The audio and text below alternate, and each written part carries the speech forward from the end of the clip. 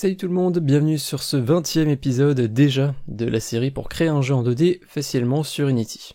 Et aujourd'hui on se retrouve pour le premier épisode qui va parler d'audio, parce que vous l'avez vu dans le titre, aujourd'hui, musique. On va donc ajouter aujourd'hui simplement un système de playlist avec différentes musiques qui vont se jouer les unes après les autres pendant que notre joueur se déplace dans la scène, pendant qu'il joue simplement à notre jeu. Vous allez voir que le système est très simple, je suis très content de faire cette vidéo aujourd'hui parce que c'est vrai que l'audio c'est quelque chose que j'ai quand même assez négligé, pas forcément dans cette série parce que généralement c'est quelque chose que j'ajoute plutôt vers la fin d'un jeu, mais de manière générale sur la chaîne c'est vrai que j'en ai très peu parlé, mais c'est vrai qu'il y a quand même eu des ajouts qui sont très sympas et qui vont nous permettre de facilement intégrer des bruitages ou des musiques à notre jeu. Et je vous propose comme d'habitude, pour intégrer quelque chose à notre jeu il faut l'avoir, donc commençons par récupérer ces fameuses musiques qu'on va intégrer à notre jeu. En ce qui me concerne, j'ai récupéré les musiques que je vais utiliser aujourd'hui sur le site OpenGameArt. Je vous en ai déjà parlé. Pour beaucoup d'entre vous, vous avez récupéré votre sprite sheet, pour beaucoup d'entre vous, encore une fois, la même que moi, sur ce même site. Et pour ce qui est de la musique, eh bien c'est pareil. Vous avez ici un menu Browse avec Music. Et vous avez des tas et des tas de pages qui contiennent plein de musiques différentes, de plein de types différents, donc vous devriez pouvoir trouver votre bonheur sur ces sites. Donc la bande son de mon jeu pour l'exemple, pour le tutoriel, elle va être composée de deux musiques. La première elle s'appelle 8-bit Style Music par Tom Peter, et la deuxième que je vais utiliser elle s'appelle Hero Immortal et elle a été réalisée par Trevor Lenz. Donc ces deux personnes, il faudra que je les crédite une fois que j'aurai créé le jeu final. Je pense que de toute façon, on parlera très bientôt d'un système de crédit, ou de remerciement plutôt en français, où on listera en fait toutes les ressources et toutes les personnes qui ont indirectement ou directement contribué au jeu. Et donc ça sera l'occasion ou jamais de créditer les personnes qui ont réalisé certains des éléments que vous avez téléchargés, donc que ce soit des musiques, des polices d'écriture, des visuels, etc. Donc j'en avais déjà un petit peu parlé justement pour la police d'écriture Pixelated, et là je vous fais une petite piqûre de rappel, n'oubliez pas que vous ne pouvez pas télécharger tout et n'importe quoi gratuitement comme ça sur internet. Faites toujours bien attention à la licence qui est attribuée à l'élément. Bref, les deux musiques que je vais utiliser, vous avez les liens en description si vous voulez utiliser les mêmes. Le fait d'utiliser des musiques différentes ne changera pas le fil conducteur de cet épisode, donc vous pouvez suivre ce tutoriel peu importe les musiques que vous allez utiliser. Bref, je vais télécharger ces musiques, donc sur OpenGameArt vous avez juste à cliquer ici sur le fichier en question, pareil sur l'autre page. Alors sur l'autre page il y en a deux, des musiques qui sont proposées, c'est une sorte de pack, et moi j'utilise le morceau qui s'appelle Back 34, Back 34 j'imagine plutôt, et ces deux musiques je les ai déjà téléchargées donc je ne vais pas les retélécharger, je vais juste fermer cette fenêtre. J'ai donc téléchargé mes deux musiques, elles sont ici dans un dossier. Je vais simplement les sélectionner et je vais faire un glisser-déposer sur Unity, dans lequel vous devriez déjà avoir un dossier audio qu'on avait créé justement lors de la création du menu principal. Donc je vais glisser ça là-dedans. Si vous n'avez pas encore créé ce dossier, vous pouvez créer un dossier audio, tout simplement. Et à l'intérieur de ce dossier, j'ai déjà un élément qui est le main mixer, c'est-à-dire ce qui nous permet justement de gérer le son du jeu depuis le menu principal. C'est un élément qu'on avait créé lorsqu'on avait ajouté le slider de volume. Maintenant qu'on a notre audio, on va créer un objet qui va nous permettre de simplement jouer ces morceaux d'audio et de les gérer avec un système de playlist un petit peu plus tard. Donc on va faire un clic droit dans la hiérarchie, on va créer un empty que je vais appeler Audio Manager et je vais lui ajouter un component Audio Source. Qu'est-ce que c'est que ce component audio source? On n'en a pas encore parlé dans cette série. Eh bien c'est littéralement une source d'audio, c'est littéralement un component qui va nous permettre de jouer des musiques ou des bruitages. Donc tous les éléments qui devront jouer un son devront être équipés d'un audio source. Je ne vais pas repasser sur tous les différents éléments de l'audio source, simplement parce que vous voyez qu'il y en a beaucoup, et nous en réalité il n'y en a pas beaucoup justement qui nous intéressent. Vérifiez bien que vous avez le Spatial Blend en 2D, c'est-à-dire que vous devez être ici tout à gauche, à 0 en fait. Une fois que vous avez vérifié que Spatial Blend est bien en 2D, on peut passer à la suite, et on va donc ajouter un nouveau component qui va être un script, qu'on va appeler pour le moment Audio Manager. Et vous pouvez double-cliquer sur ce script pour l'ouvrir dans Visual Studio. Donc qu'est-ce qu'on a envie de faire avec ce script? Comme je l'ai dit, on va créer un système de playlist. Donc il va falloir qu'on puisse lister toutes nos différentes musiques et il nous faut simplement un système qui va les jouer les unes après les autres. Donc une fois que la première est terminée, on va passer à la deuxième, puis la troisième, la quatrième, etc. jusqu'à arriver à la dernière, et lorsque la dernière sera terminée, on va simplement recommencer la liste. Donc on va recommencer au premier élément, à la première musique. On va donc pouvoir enlever les systèmes.collection. On va commencer par créer une array de type audio clip. Un audio clip correspond littéralement à simplement un élément audio, donc ça peut être un .mp3, .wav, je sais pas tout à fait tous les formats qui sont pris en compte par Unity, faudrait regarder sur internet, mais de manière générale, un audio clip, c'est un élément audio, que ce soit un bruitage ou une musique, on fait vraiment pas la différence entre ces deux choses. C'est donc dans cette array, dans cette variable qu'on va stocker toutes les musiques qu'on va jouer dans notre jeu. Si je reviens rapidement dans Unity, vous avez donc l'audio source qu'on a ajouté juste avant. Le principe et le fonctionnement de l'audio source est simple. On a ici une variable audio clip, donc en fait simplement un morceau d'audio. Donc le but ça va être de charger les musiques les unes après les autres. Une fois qu'elle est terminée, on charge la suivante. Vous allez voir que dans le script ça va être extrêmement simple. Donc maintenant qu'on a notre playlist avec les différentes musiques qu'on va renseigner juste après, il nous faut, comme je l'ai dit, une référence à notre audio source pour envoyer ces musiques à l'intérieur. Et je vais l'appeler simplement audio source. Par défaut, on a envie de charger dans notre audio source la première musique, donc la première qu'on a dans notre playlist. Donc pour faire ça, je vais simplement dire audio source.clip et à l'intérieur, je vais envoyer playlist 0. Donc je vais simplement envoyer la première musique de ma playlist, de ma liste ici, de mon array, à l'intérieur de l'audio source. Et ce qu'on peut faire directement derrière, c'est audio source.play. Comme ça, on va directement jouer la musique qu'on a chargée. Et je vous propose d'essayer ça tout de suite. On va aller sur Unity. Dans notre audio manager ici, on va faire un glisser-déposer de l'audio source qu'on a juste au-dessus. Et à l'intérieur de playlist, on va pouvoir ajouter nos différentes musiques. Donc petite astuce, vous pouvez fermer cet array donc de cette manière-là.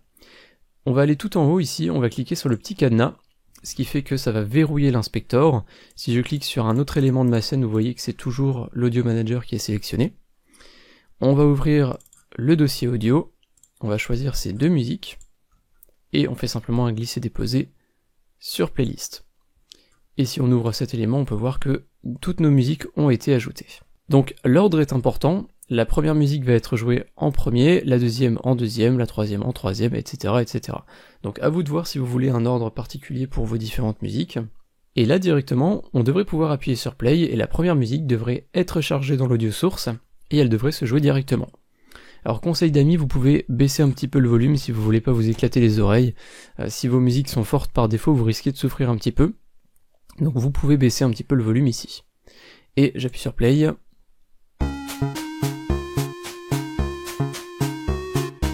Et comme vous pouvez le voir, la musique se joue effectivement lorsque j'appuie sur play. Donc on a bien la première musique ici qui est Back 34,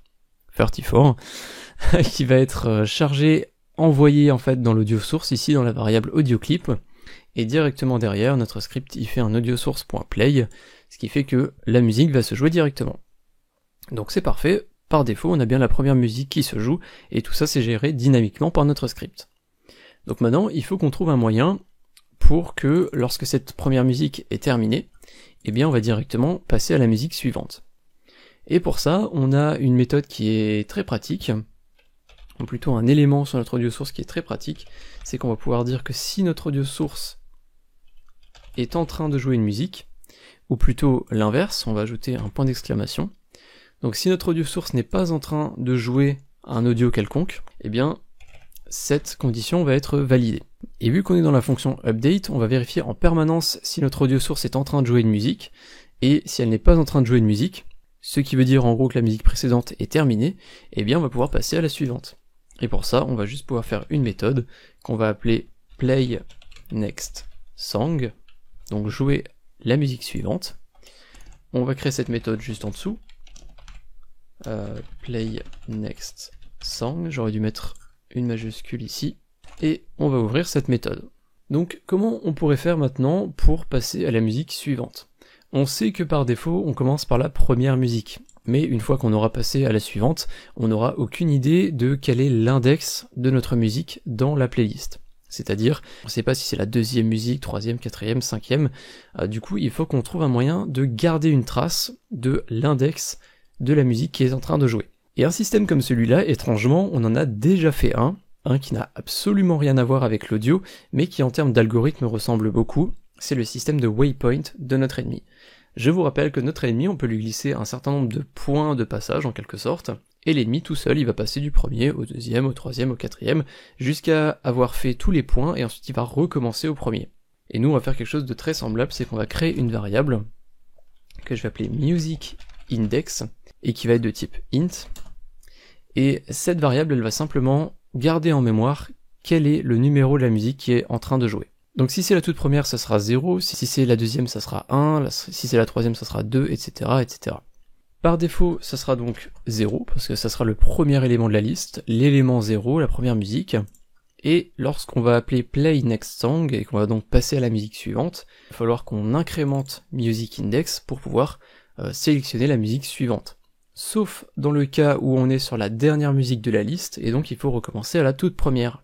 Et donc pour faire ça, on va utiliser un morceau d'algorithme, comme je l'ai dit, qu'on a utilisé dans le système de waypoint, c'est qu'on va dire que musicIndex va être égal à sa valeur actuelle, plus 1, donc on va simplement passer à la musique suivante, mais on va diviser cette valeur par playlist.length, donc grosso modo par le nombre de musiques qu'on va utiliser. Et maintenant qu'on sait quelle musique on doit jouer, donc est-ce qu'on doit jouer la suivante ou est-ce qu'on doit recommencer la liste, on va juste faire audio source.clip. Donc la musique qu'on va charger dans notre audio source, ça va être une musique de la playlist, et plus précisément celle qu'on a définie avec le musicIndex. Et maintenant qu'on a chargé le bon audio clip qu'on veut jouer, on va le jouer en disant audio source.play. Et c'est absolument tout ce qu'on va faire dans notre système de playlist. Comme je vous l'ai dit, c'est un script qui est très simple, qui est extrêmement court, et qui est surtout extrêmement générique, parce qu'il va vous permettre de jouer autant de musique que vous voulez dans votre jeu. Et pour pouvoir tester ce système maintenant, il faut qu'on appuie sur play, il faut que la première musique se termine, et qu'on vérifie qu'on passe bien à la suivante. Et une fois que la suivante est terminée, donc la deuxième, on est censé recommencer à la première musique. Sauf que, vous vous en doutez peut-être, ça risque d'être assez long et désagréable à tester. Surtout si vos musiques elles font 8, 9, 10 minutes pour certaines. Vous n'allez pas fixer votre écran pendant 10 minutes en attendant que la musique se passe pour vérifier qu'on passe bien à la musique suivante. Je vous propose donc une petite technique qu'on va utiliser pour tester ce système beaucoup plus rapidement. Plutôt que d'utiliser les vraies musiques pour tester le système, eh bien on va simplement utiliser des extraits de ces musiques. Ou pas forcément de ces musiques directement, mais simplement des extraits un petit peu random, il faut juste qu'on puisse jouer les sons les uns après les autres pour tester qu'on a bien le bon ordre qui va se jouer. Du coup moi ce que j'ai fait pour mes tests, c'est que j'ai simplement importé chacune de ces musiques sur Audacity, j'ai pris un petit morceau pour chacune des musiques de quelques secondes que j'ai exporté ensuite, ce qui fait que j'ai des extraits beaucoup plus courts de 4, 5, 6 secondes maximum, qui va me permettre de tester mes musiques beaucoup plus rapidement. Donc chez vous, vous avez deux solutions, soit vous avez en description un lien pour télécharger les deux extraits de mes musiques, donc simplement des petits morceaux de 3-4 secondes que vous pourrez importer pour tester et que vous pourrez supprimer juste après, ou alors si vous voulez vraiment le faire vous-même, eh bien vous pouvez utiliser comme moi Audacity ou n'importe quel autre logiciel d'édition audio pour récupérer des petits morceaux de vos musiques. J'aurais plutôt tendance à vous dire de vous simplifier la vie et d'utiliser les extraits que moi j'ai réalisés parce que de toute façon, ce sont des extraits qui sont vraiment là uniquement pour tester. Donc ce que je vais faire, c'est que dans mon dossier audio ici, je vais juste créer un dossier que je vais appeler extract pour extrait, et je vais simplement glisser les deux extraits de musique que j'ai fait avec Audacity. Je vais juste les mettre à l'intérieur. Et du coup, pour tester maintenant le système, plutôt que d'utiliser les vraies musiques ici dans la liste, je vais glisser mon premier extrait, mon deuxième extrait. Et maintenant, si j'appuie sur play, théoriquement, on devrait avoir le premier extrait qui va se jouer, donc il va durer quelques secondes. Ensuite, on passera à l'extrait numéro 2, puis on devrait retourner au début de la playlist, donc à l'extrait numéro 1, puis 2, puis 1, puis 2, etc., etc. Ça devrait simplement se jouer en boucle. Donc je vais appuyer sur play. J'ai mon premier extrait qui se joue. Là, on a eu un changement drastique qui est passé donc à l'extrait numéro 2 avec un style un peu différent. Et là, vous avez vu que pendant que je parlais, on est repassé à l'extrait numéro 1. Puis, on repasse à l'extrait 2. etc., etc. Donc on peut voir que notre système de playlist fonctionne très bien. Et comme je l'ai dit, chez moi j'ai utilisé que 2 extraits avec 2 musiques, mais vous pouvez faire une playlist de... Voilà, vous pouvez mettre 99, voire plus, et mettre autant de musiques que vous voulez. Gardez à l'esprit que ces musiques vont se jouer dans l'ordre, vous pouvez très bien faire un petit système d'aléatoire aussi, mais ça vous oblige aussi à développer un petit système de sécurité pour éviter qu'une musique se joue 2 fois d'affilée, ou qu'une musique revienne trop souvent. Et maintenant que mon système est fonctionnel, je peux simplement remettre les 2 vraies musiques que j'avais téléchargées. Le dossier extract, vous pouvez soit le supprimer si vous n'y voyez pas d'utilité, soit vous pouvez le garder si jamais vous avez besoin de retester votre système d'audio, si vous le faites évoluer, si vous l'améliorez un petit peu, ça peut toujours être utile de les avoir, et ces audios ils font que quelques secondes, donc ils sont très légers, c'est pas vraiment quelque chose qui va remplir votre disque dur ou votre repo Git par exemple, si vous avez envoyé le projet sur une plateforme de ce type. Ce que je vous propose maintenant, c'est de tester le slider de volume qu'on a ajouté dans notre menu principal. Pour connecter ce fameux slider à notre audio source, il va falloir qu'on ajoute un output. Donc vous pouvez cliquer sur le point que vous avez ici dans la case, et vous devriez avoir ici Main Mixer avec Master. Et donc le master, c'est justement la piste audio qu'on avait créée lors de la création de notre menu principal avec le slider d'audio. Donc vous pouvez ici sélectionner Master, et directement, votre slider est déjà configuré et connecté à ce mixeur, tout comme l'audio source, ce qui fait que si on baisse le volume depuis le slider du menu principal, eh bien on va baisser le volume également de cette audio source. Donc ce que je vous propose de faire, c'est je vais mettre le volume à fond ici. Vous pouvez désactiver Play on Awake, on n'a pas de clip par défaut. Vous pouvez sauvegarder cette scène, on va aller charger le main menu, on va appuyer sur Play, et dans Settings, on va par exemple mettre le son à peu près à la moitié. Et si je fais Start Game, je pense que vous ne l'entendez pas, parce que c'est extrêmement bas, mais si maintenant je relance le jeu, et que dans Settings, je laisse le volume à fond, j'appuie sur Start Game, et bien j'ai la musique qui va se jouer de manière totalement normale.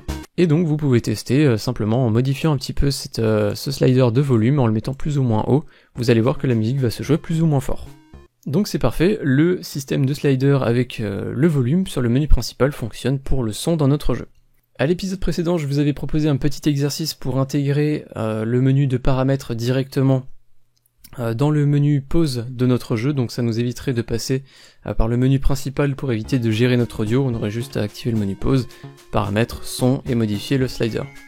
Donc si vous l'avez déjà fait, c'est parfait, vous devriez pouvoir tester et ça devrait directement fonctionner depuis le menu pause. Si vous baissez le son, vous devriez ressentir simplement une baisse au niveau de l'audio. Dans tous les cas, que vous l'ayez fait ou non, je pense que dans un prochain épisode, alors pas le suivant, peut-être celui d'après, on fera évoluer un petit peu le menu pause pour ajouter justement ce menu de paramètres pour que tout le monde puisse quand même l'avoir, et on le fera peut-être évoluer en ajoutant un deuxième slider où on aura une piste audio pour les musiques et une piste audio pour les bruitages, justement qu'on devrait ajouter au prochain épisode.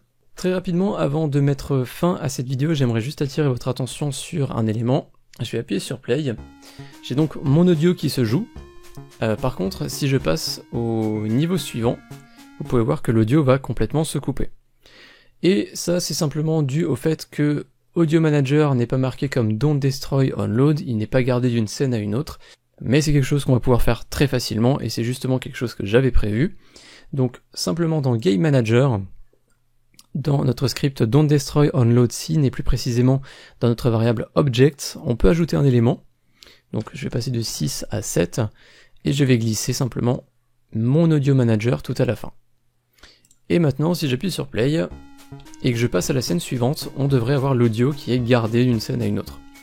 Donc on n'aura pas de coupure désagréable en fait, au niveau de l'audio, on n'aura pas un audio qui se coupe directement et puis qui recommence à zéro, on n'a pas non plus de pause qui est marquée au niveau de notre audio, on a vraiment la musique qui est gardée d'une scène à une autre.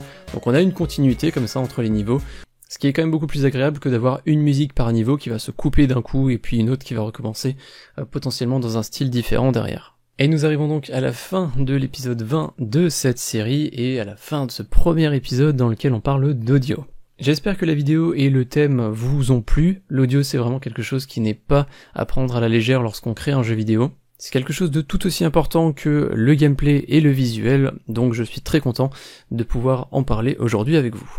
Je vous l'ai déjà dit, au prochain épisode, on reparlera sans doute d'audio, et cette fois-ci on ajoutera plutôt des bruitages. Je vous remercie donc d'avoir suivi cette vidéo jusqu'à la fin. Comme d'habitude, un énorme remerciement à tous les tipeurs du mois dernier qui sont affichés sur la droite de l'écran, avec un remerciement particulier à Schizocell, Combot et Spyprog.